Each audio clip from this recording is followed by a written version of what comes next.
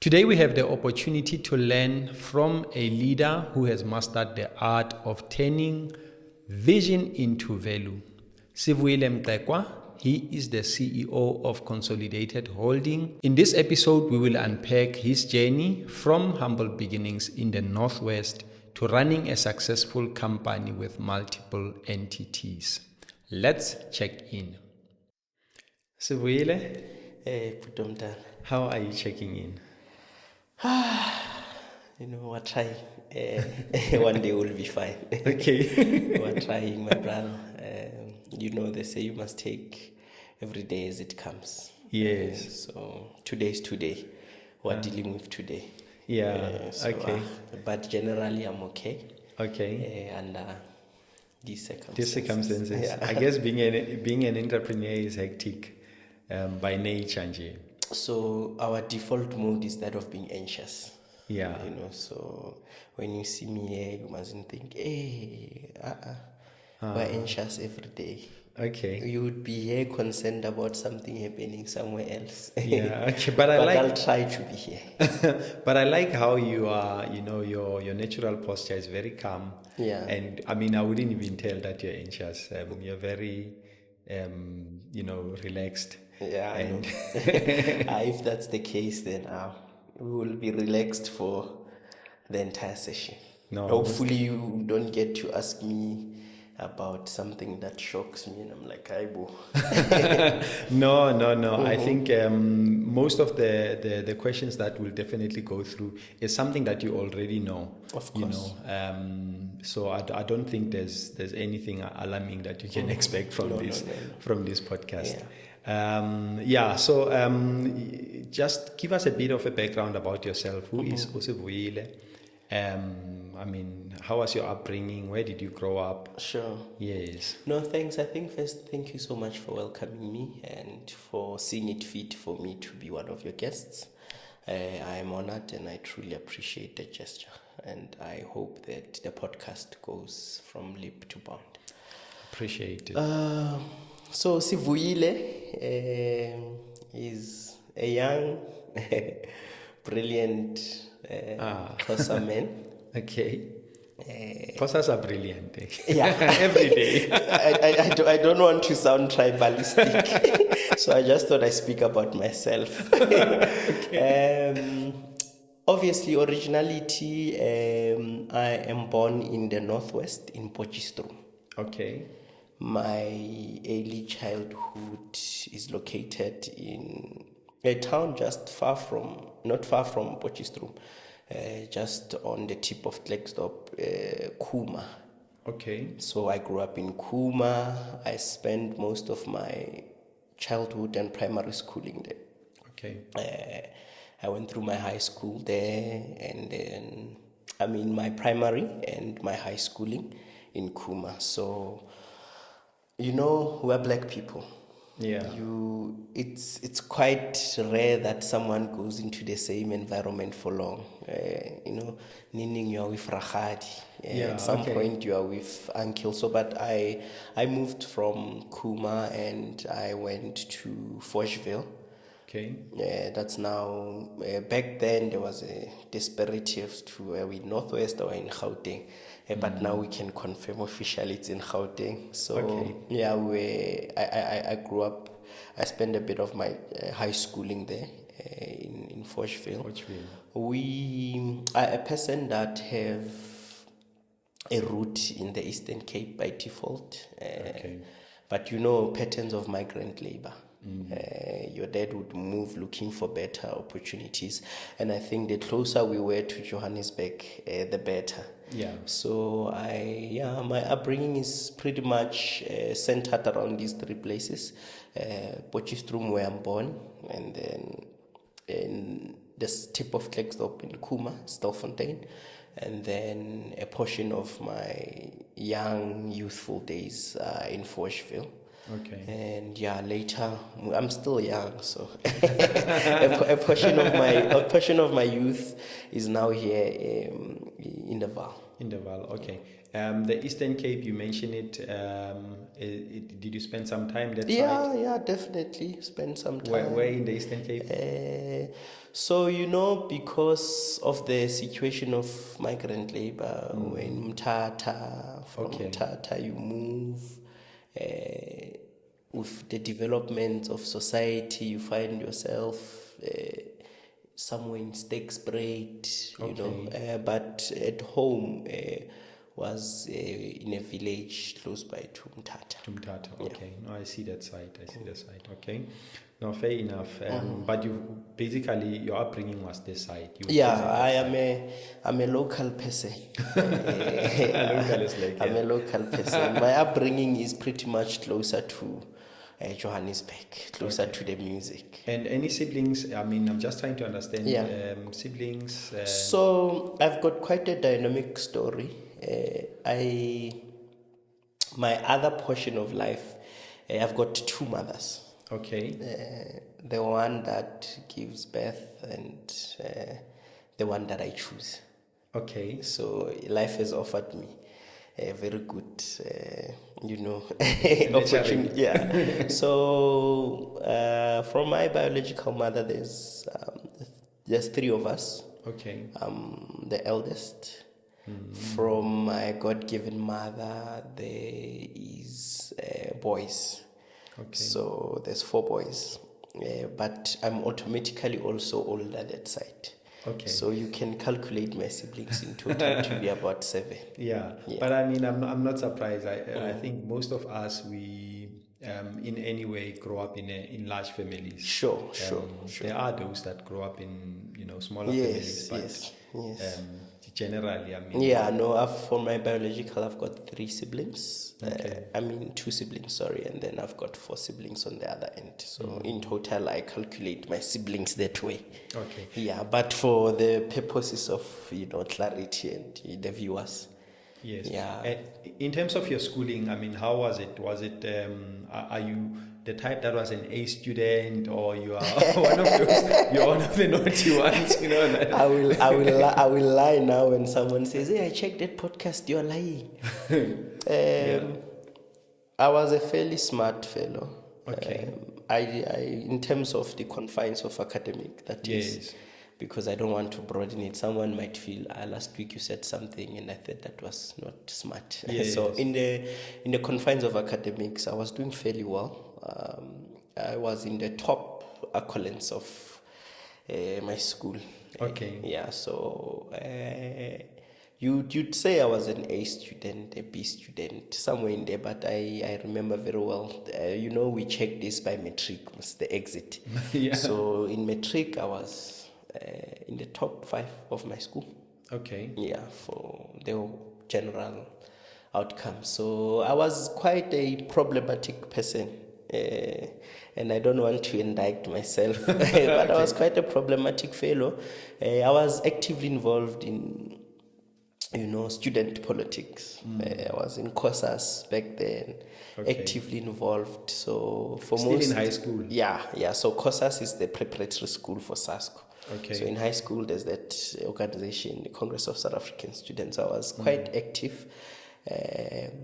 I was quite problematic because you'd understand that I had the needs of my constituent that I needed to, and by default, it created an uncomfortable position because now there's a push.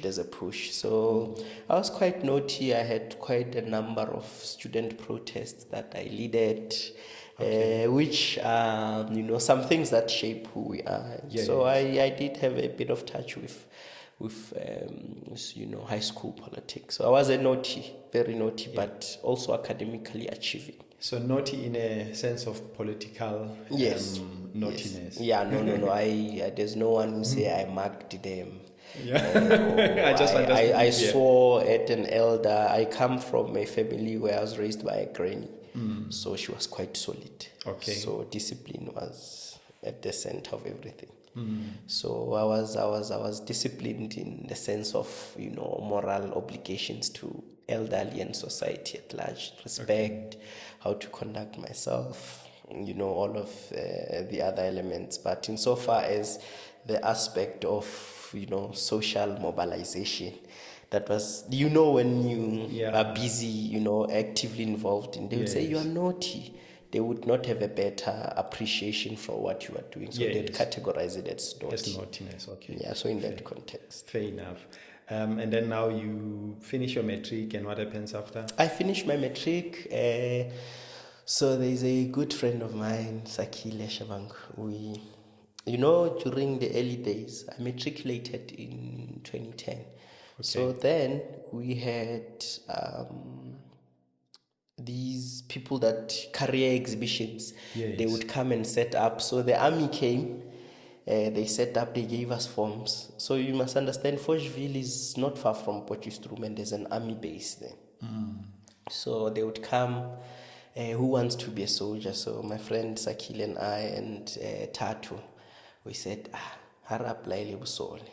We all applied, and then back then, applying for university, we used to do it. So I used to spend a lot of time at the library.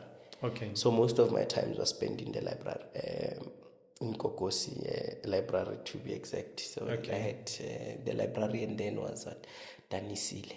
Okay. So she would give me access to books. So there was that ANZ career book. Okay. I don't know if you came across it. No. It was quite popular then. So we used to apply with writing a letter, PO box, whatnot. So I would write a letter, apply to universities, apply for the army. Well, the army, we filled the stuff at school.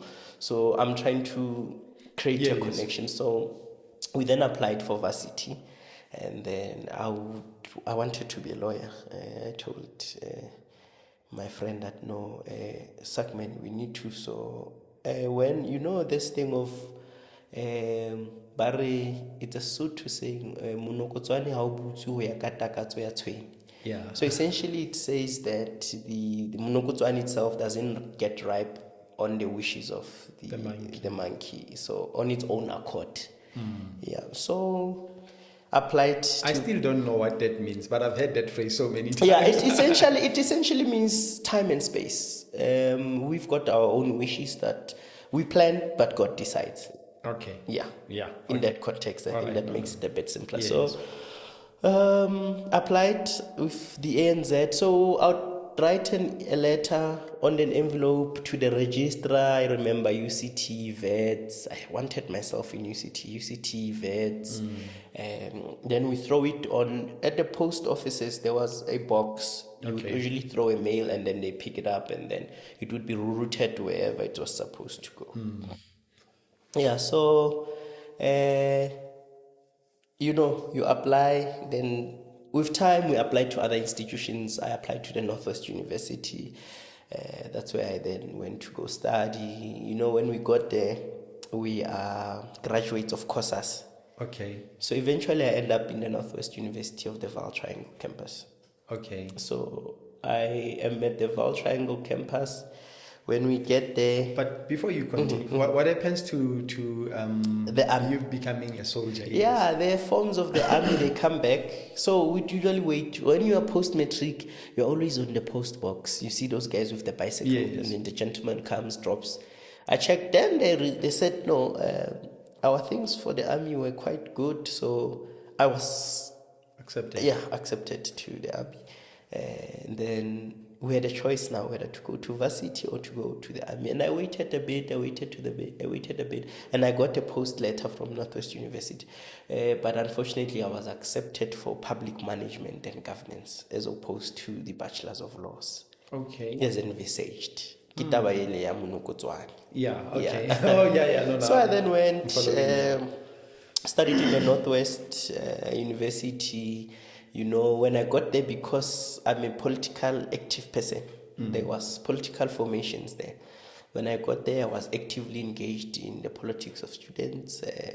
At some point, I led the South African Students Congress, SASCO, which then, university shapes you. Because when you're at university, you are almost now wadishebanyana. So, which shaped me socially.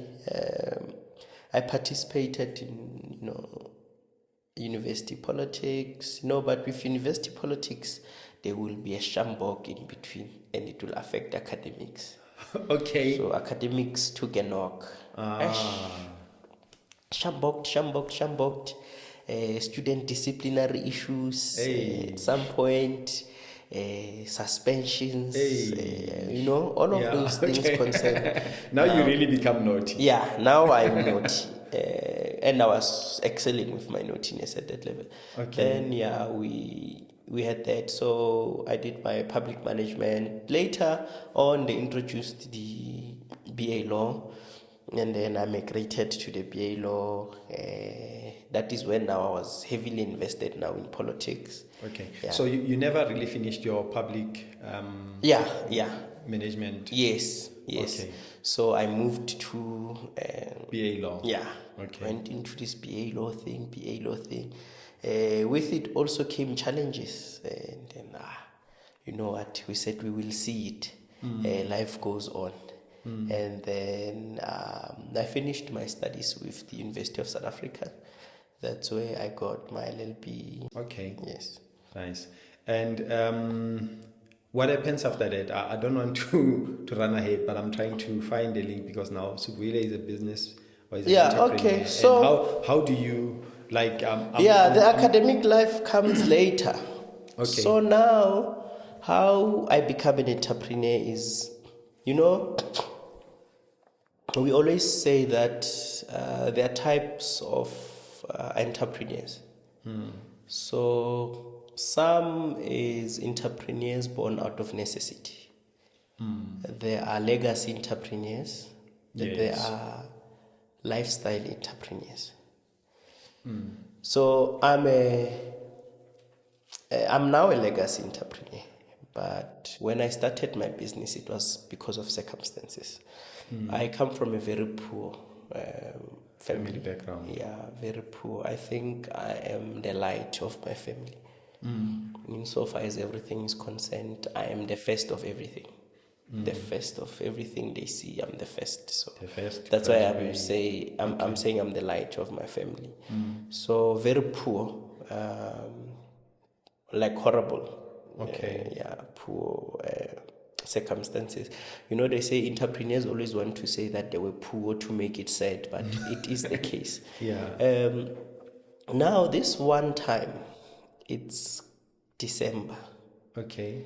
I've got a daughter, teenage pregnancy, something that we must speak against. Age. But it's a topic for another day. Teenage pregnancy. I've got a daughter. It's Christmas. I'm now in the Val with my other family. Okay. The siblings, so the four siblings.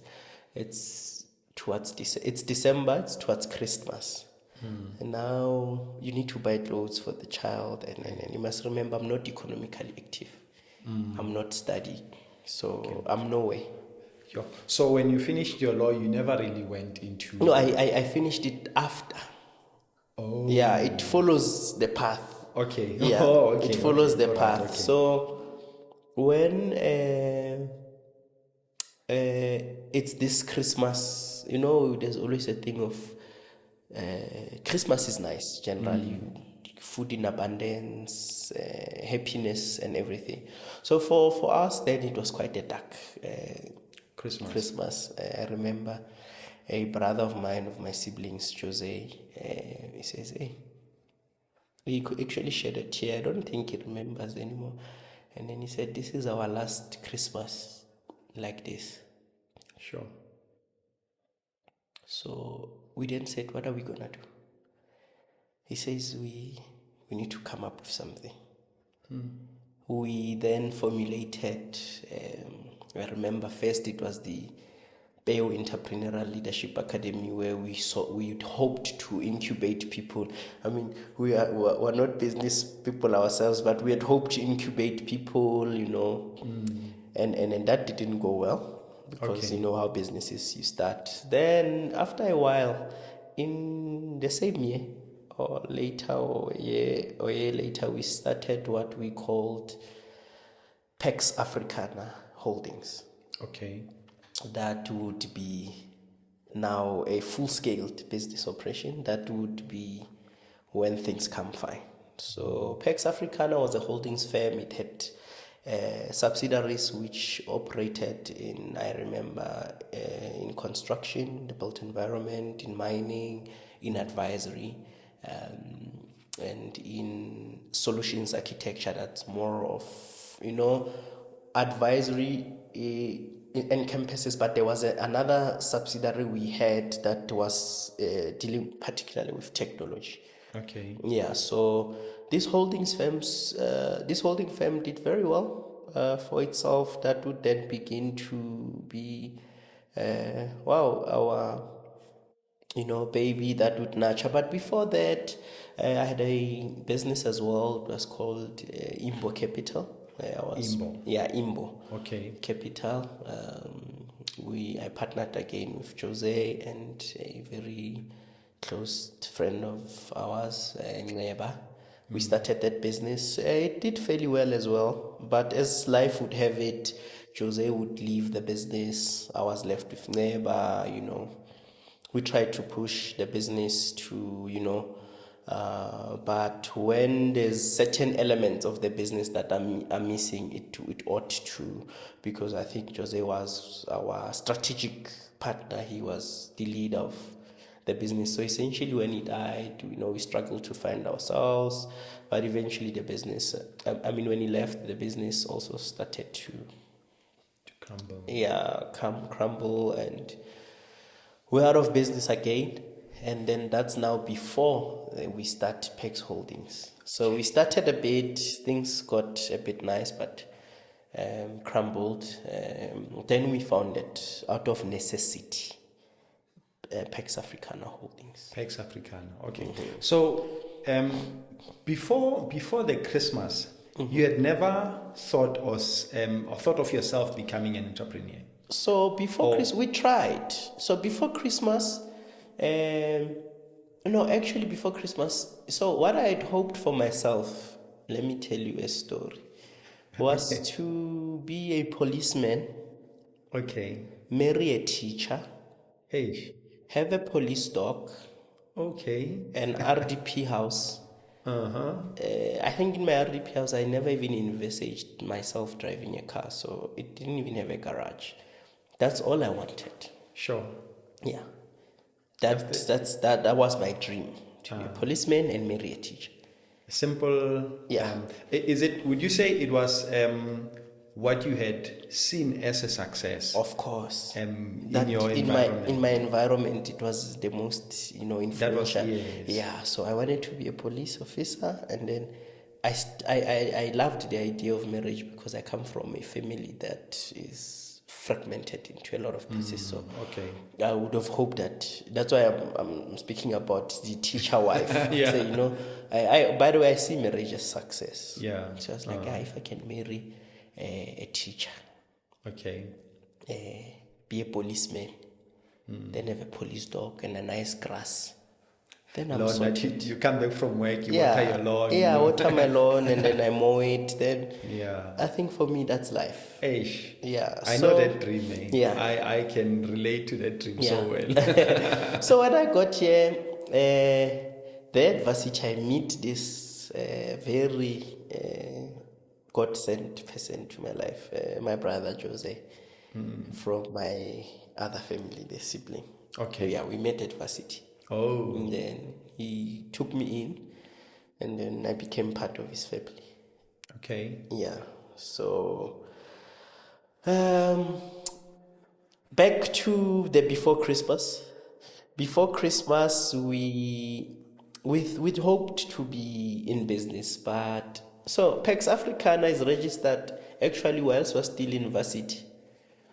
Because when we were in varsity, our hope was that we wanted to build a student accommodation. Okay.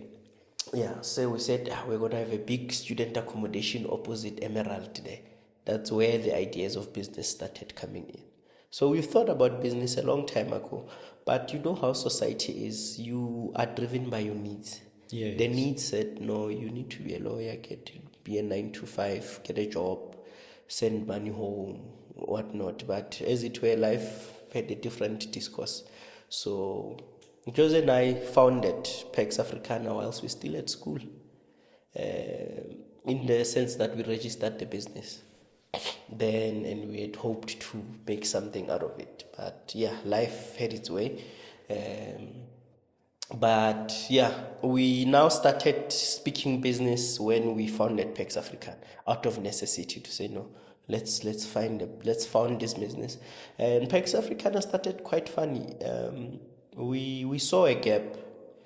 So the gap we saw was that it was in the built environment, in construction, that there's many people who get government projects in the public sector, procurement, but they don't finish their projects.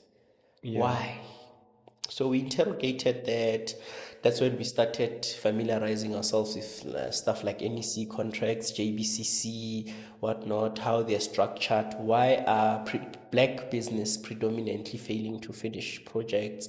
And then we figured out that it's stuff like that, contractual management. So we came up with a contract management solution, which we said we will target clients. We had our matrix on how we onboard a client that was struggling to finish their project, and we would see the gaps. Someone would get a job, they are good with the actual work, but they don't know that their work is tied to an NEC3 contract that says when it rains you need to give us an early warning notice. The professional aspects of the construction was a gap. Oh, okay. Yeah. I mean, I understand that, because every time when you get a contract, I mean, you just want to sign. Yeah. You want that line where you put your signature. Yeah. You're not going to go through the contract yourself. So that's why many people couldn't finish their work. Their work. Okay. Yeah, so we said it's a gap for us. Let's see. So we started really attracting clients that had a similar problem, and we started helping them, and the business was now a growing concern.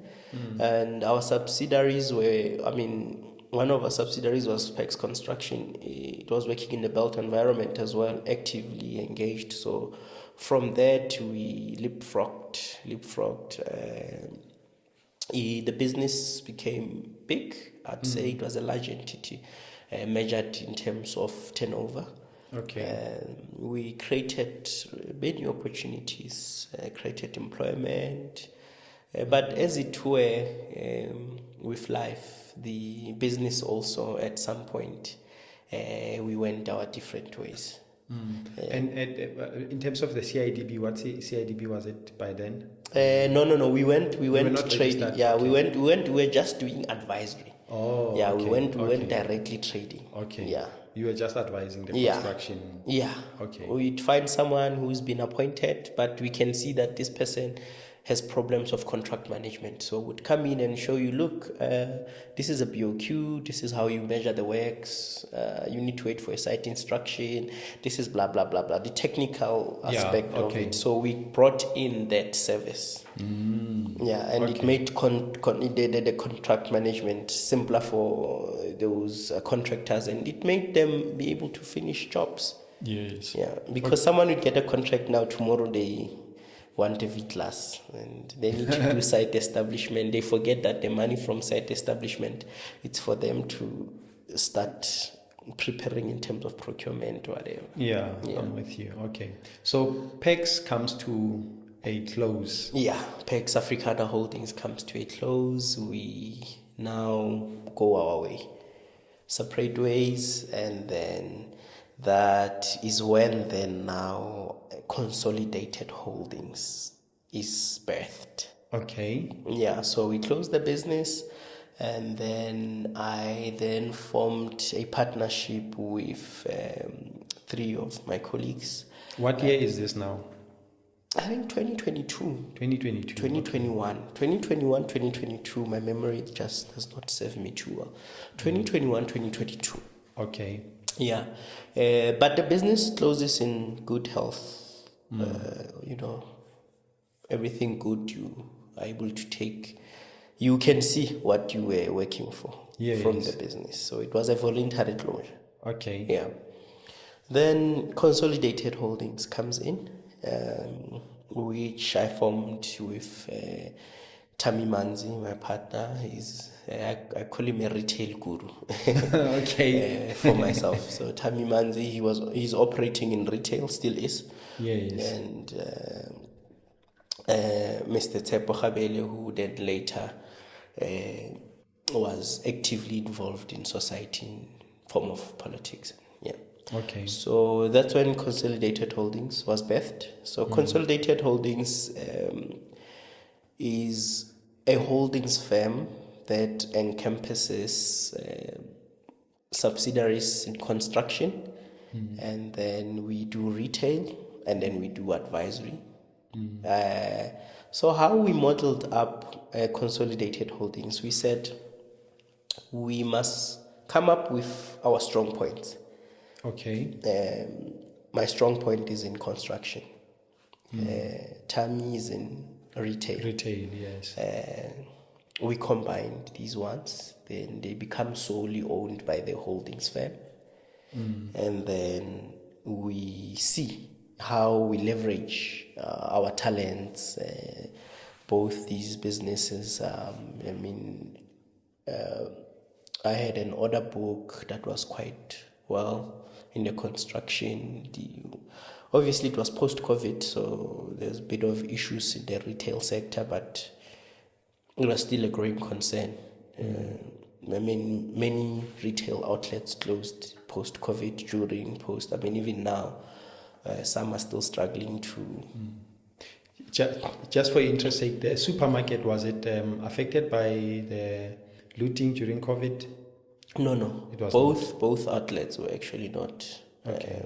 Because one of the lessons I learned from my business partner is that businesses must be community-centered. So the community had a direct interest in the business being safe. Okay. So the safeguarding of the business was as a result of the interest of the community in the business, because the community employs people from the surrounding areas, and it is owned by one of their own, a son of the soil there. Yeah. So fortunate enough and luckily not affected by the looting, but obviously affected by COVID as it were. Yeah. And maybe while we are still on that, I know a lot of people have got supermarkets, Yeah. in the township, Yes. and somebody might ask this question: How do I approach a Pick and Pay or a ShopRite, to partner with, on this? And I think you guys being in this space, what would you say to someone who wants to explore that opportunity? Look, the climate is different now. I think you'd understand how the supermarket becomes a Pick and Pay. It was through an intensive public-private partnership, to say. Okay. Pick and Pay, the Gauteng government, and the store owner. Okay. There would be an investment of monies. The store would be upgraded to meet the standards of Pick and Pay, and it would become enlisted as a Pick and Pay in the sector of market, because Pick and Pay is that family. They've got Hyper, and then there's QualiSave. You should have seen. Then there's Express, usually found in the garages. Yes. And then there is the market, which is predominantly located in the township. Okay. Yeah. So insofar as people leveraging those opportunities, there is many ways of entrance. People do enterprise and supply development. But with Pick and Pay itself now, I know the ways of entrance is through really franchising. Okay. Yeah. But insofar as partnerships are concerned, I think it's that way of saying ESD programs for the local stores that want, maybe to list, for example, if you've got a product that you are producing, if you're producing a chewing gum, and then you want the chewing gum to be enlisted, you would obviously go through. I think the best route is to do the enterprise and supply development program. Go through it, get barcoded, get all the necessary quality assurance, all of that, and be enlisted and be on the shelves. And you become a product that can grow from that. But I know from a perspective of line items, not in so far as what can they do for a A supermarket. A supermarket. Yeah. I mean, at this point, the supermarket concept itself had hiccups. If you are quite aware, many of the stores closed. Yes. Yeah, because I'm not clued up, to be quite honest with you, with that space. But I am aware that many of the stores that were partnered with the likes of Pick and Pay Yes. have either closed or, Yeah. but I don't know what caused it. There are many, causes. What, I mean, if you don't have growing concern as a business, you'll eventually, I mean, you were hit by COVID, and some people could not be able to. Some businesses would have enough reserves to see them through COVID. Some did not. Some businesses were held by groups that could cross-subsidize them. There are many other effects and changes in the trading environment in general after COVID, where, most of businesses, the value chain was hugely affected. So, Okay. And, the first time when we saw this, when I saw the model, the partnership between the likes of Pick and Pay and a supermarket, I mean, one of the things that I remember, I was talking to one guy and he was saying these models, they are not profitable. People get into these things and they just get, used by these big entities. In your experience, would you say the model itself works? Is it profitable? Is it beneficial for township businesses? This is a subject of great contention in society. Whether was this good, was this bad, what not, I always shy away from speaking on behalf of everyone. Everyone, fair enough.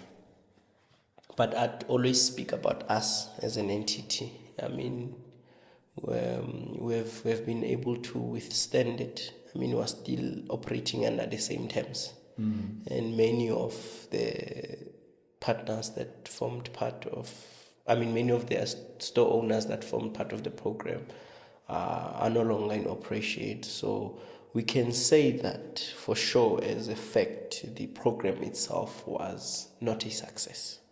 Okay. Yeah. So, but in terms of the profitability of stores, that's just now a subjective, thing for different traders. That's why I'm saying you'll find that some people are still profitable, some just break even, some are under, but they're still operational, they're cross-subsidizing. So, look, it depends on what you do as the store owner. And that's why I'm saying it's a contentious issue, so I wouldn't want to speak with so much authority about it. But insofar as ourselves are concerned, we're still trading, growing concern. And it's great. I was reading, I think, a week or two back that you guys are expanding or opening a liquor. There is a liquor, so the setup itself is similar. Okay. There must be a store for groceries and a liquor. So both stores have a liquor. Okay, so it's not something new. No. It's been there at the inception. Okay. Yeah. Right. Probably it was. It was an oversight. Yeah, sure. Okay. A different one. What does success look like for Sivuyile? For you, what picture now? Because you said initially you had a wife who is a teacher, and you are a policeman, and you've got an RDP. What does success look like for you now at this point where you are?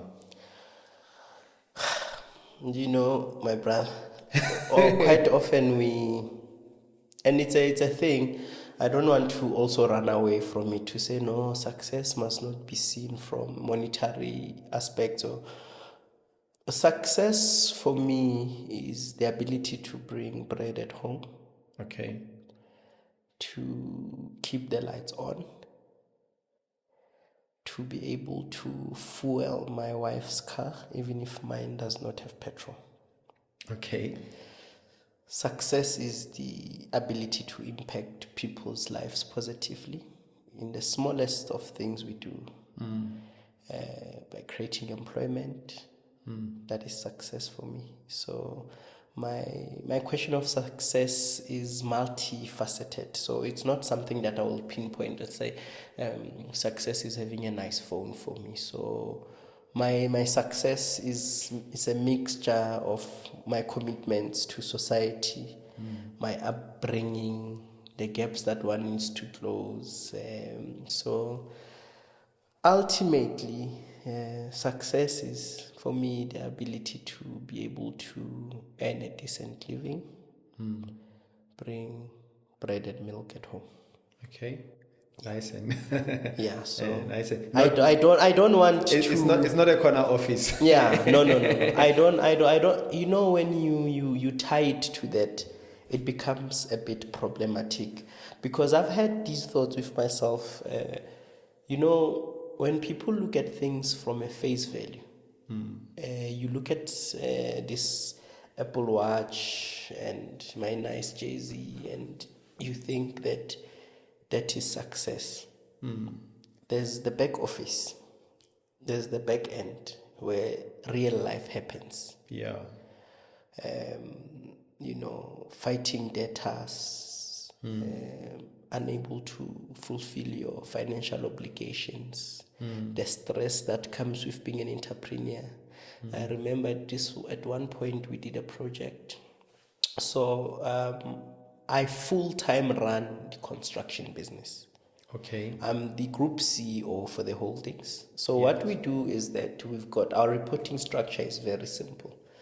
All these assets are held by the group, and then we had subsidiaries, stubbies into retail, because for one, it does not make sense for me to sell 1,000 loaves of breads and close with 5,000 profit. Okay. I don't think, you know, okay. the same amount of time is spent there. So I run the construction business, because there I know that I can build a road and I can see good money and I can impact society, and you know, which we all do. So I full-time run the subsidiary business, and our reporting structure is to report to the holdings firm where all our profits and losses are held. That's why we've got the advantage of cross-subsidizing another business. If this one is not doing well, we can appreciate the efforts of the bread subsidizing the built environment. Yeah. Okay. All right. Fair enough. Have you had a big failure? I mean, you've been in business for a while now, and I always like these stories of failing, because like you said, I mean, there's a back office where where life goes, where life is real. You know, where problem you do a big project, but at the end of the day you pay everyone's salaries, but you don't get a salary. Do you have one memorable one that you say, you know what, this was a big failure? We had taken a big risk and it didn't turn out the way we had hoped it would. And look, there are. Or you are well protected. Your risk management systems are effective. So I try to mitigate risk. I operate in sectors where I mitigate risk. Even my clients in the built environment, I like clients that are liquid. I've got my own matrix of checking, is this a client that is viable for us? Okay. Because sometimes it's not a good thing to get a job to build a road in a certain municipality somewhere in a rural place where, I mean, the municipality itself is falling apart. So you don't just take not every opportunity is an opportunity. There has been failures. Failures might not necessarily be what we tried and it failed. Failures go with a project that was not implemented well and then it created a loss. Failure goes with introducing a new line item of water and then the consumers reject it. There's failures every day. Failures goes with making a business decision against the wisdom of the business, because you have to make an executive decision and tomorrow it fails. So failure is a constant thing in business. We fail every day because business is about making decisions every single day. So the failures are many. I don't have one that is necessarily notable. Yeah, but the conglomerate of those failures is evident in that, sometimes the financial year did not look good. You did not draw dividends. You did not post profits. Maybe you are just at break even, or you are running at a loss.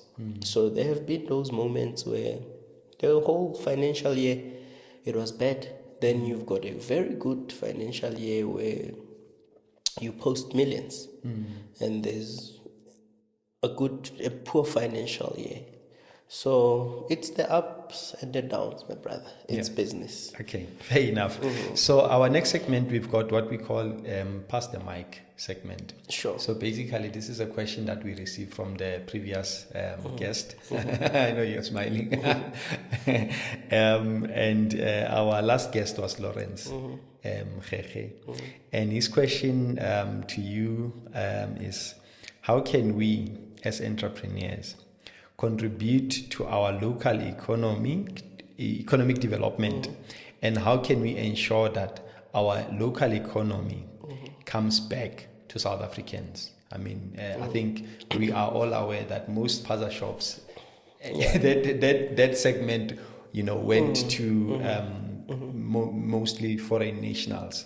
How do we bring something like that back to us as South Africans? You know, my brother, if you check institutions like the Global Entrepreneurship Monitor, they would give you a profile of a country's, entrepreneurship and entrepreneurial outlook. Yes. We have done fairly well, I believe, as a country. I mean, you can now register a business in a day. Before, it took so long. I think that it's an uncomfortable observation. We might have a question of entrepreneurial appetite amongst ourselves as South Africans, but not to become political or anything. Back to your question of how do we reinvigorate the local economy. Mostly, if you look at the global economic trends, you can see that times are really tough, and there are many factors that inform how the global economy looks. Are we able to attract investment? Do we have a stable political climate?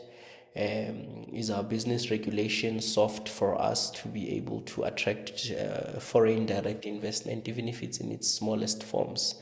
Because you look where we are in Emfuleni. I know you are in Midval here. I'm at Emfuleni, for example. So when you speak about the local economy, I would scale it down to that to say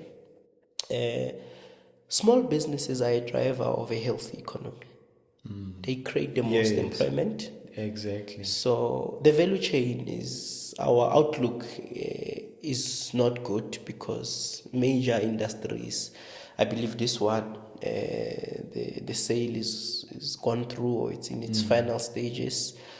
You've got ArcelorMittal, that's one of the major contributors to the local economy, that's also having issues of business concern. You have members of the value chain, because you should understand that ArcelorMittal has got other smaller suppliers around it that create employment. Yes. So we need to have a climate where entrepreneurship is encouraged. And I tend to agree with you when you say there's somewhat a loss of appetite in entrepreneurship. Yes. And I'll make a simple example, sorry. We ran a competition which is closing in 3 days' time. And what we find is there is not enough interest, for people to go into that. But my question to you then is, where do you think we lost the plot? Except for, and I understand the economic situation, and Look, I think we need to be deliberate as society or as how our communities are structured.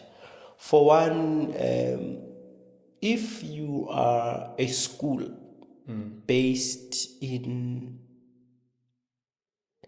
arable lands in Northwest, I think it's prudent that you must speak to agriculture.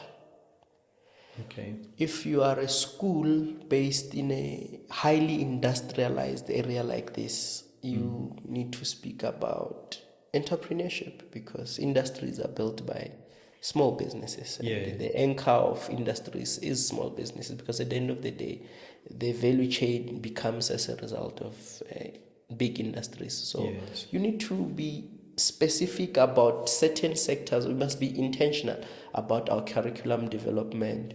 Why are we not teaching business and making it a fashionable subject in this area? Because one, you will never teach entrepreneurship at a place that has a desert. I don't think it's better for us to teach entrepreneurship in some parts of Kimberley. You understand? I mean, we need to speak to the direct needs of our societies. So the eminent needs of our societies is what we need to shape our curriculums to speak to. So I think maybe the curriculum gap is what creates a problem. Insofar as people having interest in entrepreneurship. I mean, you are here. I mean, I just said now, it's easy to register a company. I'm sure almost every person, the next person you walk next to has a business. That's why the CIPC was introducing measures like deregistration for failing to do annual returns. So very few people now have businesses. But even those that have registered, someone registers a business and says, yeah, I've got a business. And you ask them, but what do you do? He says, I'm prepared to do anything. Yeah. You understand? So because our entrepreneurial makeup, like I say, I become an entrepreneur because of necessity. I'm an entrepreneur who comes because of poverty. I needed to make a living. Then because of perhaps my strong character of resilience, I've been able to build a solid business. Yes. Yeah. Yes. So it's a question of the curriculum gap, my brother, and many other societal aspects. Very seldom kids want to be business people. Yeah. In this day and age, people want to be doctors, lawyers, educators, this and that. So it's very seldom. It's because of the entrepreneurial environment is not so conducive for everyone to just feel like there's a need to develop. I mean, how we're not developing products. Very few beautiful things, exceptional things are coming out of our youth who, insofar as business is concerned. Just going back to your picture, I like that picture. The picture of you being, a policeman and married to a teacher. Yeah. And that was formed by an image that you had seen. Yes. But the more you saw, the more the picture, became improved, basically. Yeah. Do you think that has a bearing on, the entrepreneurial appetite? Yes, definitely does. Because now, if somebody has not seen a development of a phone, Yes. it's very difficult for them to imagine the development of a phone. There is a need for role models in business because for you to see something as brilliant, you must see it from someone. Yes. The business owners of today want to compete with who buys the most champagne, who gets the hottest girls. Yeah. We are divorced from the core values which underpin what a businessman ought to do. I mean, questions like community engagement. Sometimes you just need to speak to a person. Sometimes a person wants to be seen with you to be able to say, you know what, I also want to do this. Sometimes it boils down to a story like mine, coming to the podcast, and then someone checking the podcast and really hearing that, you know what, you can make it. So it's a question of role models. There's a shortage of role models insofar as entrepreneurship is concerned. Growing trends, introductions of social media. The first thing you get in on TikTok, you don't see business. You see someone who's driving a nice car. Sentiment goes towards petty material things. Material things, and there isn't anything that says. Growing up, we used to listen to Robert Kiyosaki. You wake up in the morning, there's this interview of Dangote Aliko where he says that everyone said he had money, but he did not believe that he had money. So what he did one day is that he went to the bank and asked for some $1 million, $100 million or something. Back then you were still able to withdraw large amounts like that. And they packed it for him. He says he put it in the boot and went home with it. When he got home, he opened the boot. He says, I have money. Finally now. I believe that I have money. Took it out, and then the next morning, he took it back to the bank. I'm sure Aliko doesn't even keep a coin in his car. I mean, if I see Aliko, I'd be more interested to buy him a can of Coke than him buying himself a can of Coke, So it's stories like that. There is very little good stories. Platforms out here are not, podcasts are gossip columns. There isn't anything that speaks about positivity, how we need to encourage our youth, because it's no need to say you are in a municipality where local government is failing, where there is no business initiatives, but you yourself are not doing anything. So by doing anything, you become part of the problem. So you need to at least speak or say, no, this is failing, but at least I'm doing. So, so we must build the South Africa that we want to. We need to build the South Africa. We need to have impact. My biggest interest of doing business is creating employment. The profits are nice because occasionally I get to take my family for a steak, buy them a couple of jerseys, go home. I'm able to pay bills. But at the core is the ability to impact people's lives. We are in the employ of close to 100 permanent people. Okay, nice. So if you've got 100 permanent people that earn a salary, you can imagine how many households you are impacting. With that salary. How many dreams are you able to extend? How many hopes are you able to keep alive? The lights, how many kids are able to go to school, to eat, have a meal, go to school, to ultimately go live out their own lives. So for us, being able to create employment, it's something that it makes us sleep at night, because we've moved from being lifestyle entrepreneurs. We are legacy entrepreneurs now. We need to build a solid business so that it impacts our people. Even post our lives, at least we might have contributed to our societies that, no, we did this, we did that, we did this. Excellent. No, Sivuyile, thank you very much. Before we bring this to a close, is there anything that we might have missed or forgot to talk about that you'd like, that's burning, that you think? I actually want to mention this one. Which one? No, anyone. Do you say myself? Yes. Oh, no.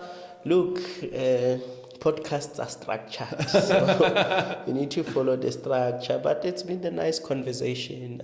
It's particularly me sharing my journey in a way. But look, there is always a burning thorn. And I think the question of enterprising. Okay.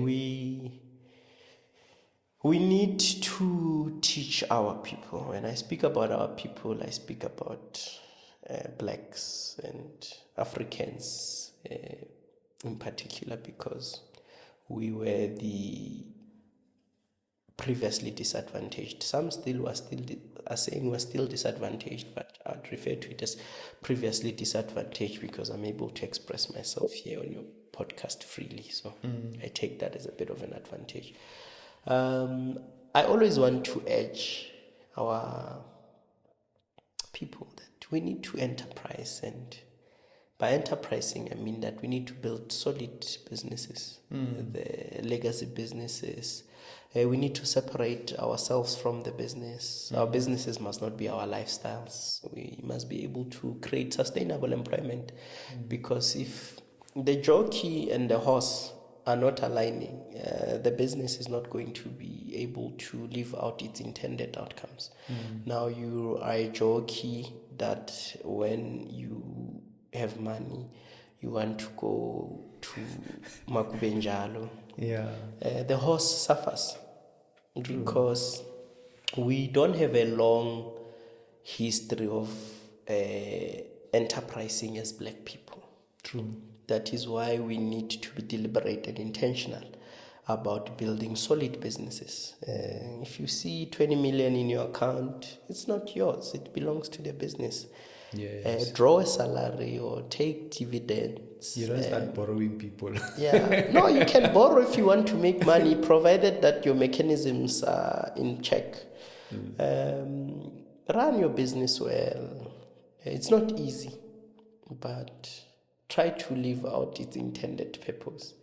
Create employment, be a socially conscious business, have nice CSI programs where you can impact the lives of our people. Make sure that your business continues to be a growing concern, because by so doing, you are impacting the lives. I mean, if you've got a business that's been in existence for 30 years, the likelihood is that there's a pensioner already. There's people that went out of your business. There's new entrances.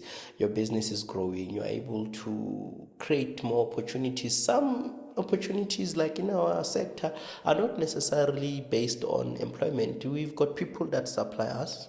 I mean, one of the stores is about 20,000 line items.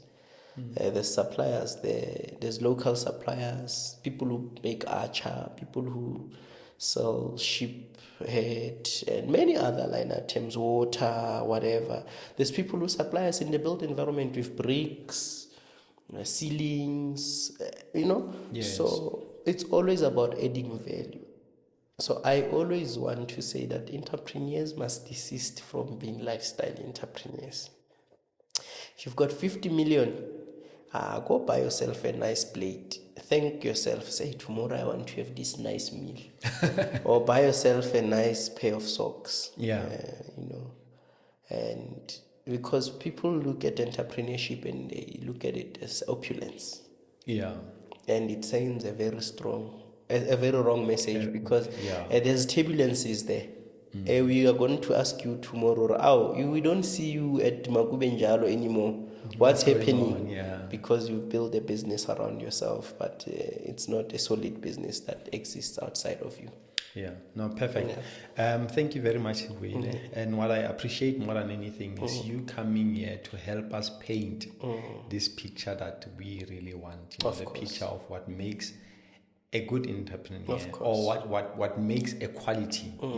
We're still learning, but of course. But I think we are making that effort to paint this picture, so that the next person can see it, and the next person can see it, and hopefully, over time that effort can yield good results. I mean, we can start having these entrepreneurs that says, but I want to build the same way that Sivuyile is building, or the next person is building. So we really appreciate you coming to this podcast, and hopefully in the future, when there's another burning issue, we might call you again. Of course, I'd be more than willing, but I wish all the best to the podcast. It's a very good initiative that you guys have done, and I like your segment and the focus that you guys are. But businesses change, and it's a business on its own. Business changes over time. But I hope that you keep to growing businesses and strategies. I don't want to tomorrow and say, we are associated with that podcast where there's a lady with a tsoapede. The integrity must remain. And I wish you guys the best. Hopefully next time when you invite me, you'll be in the occurrence of Santin, the rooftop somewhere. Yeah. You're sending us to where the Choki went. Yeah. Yes. Okay. No, we really appreciate you coming today, and thank you for the beautiful message of words. No, thank you so much.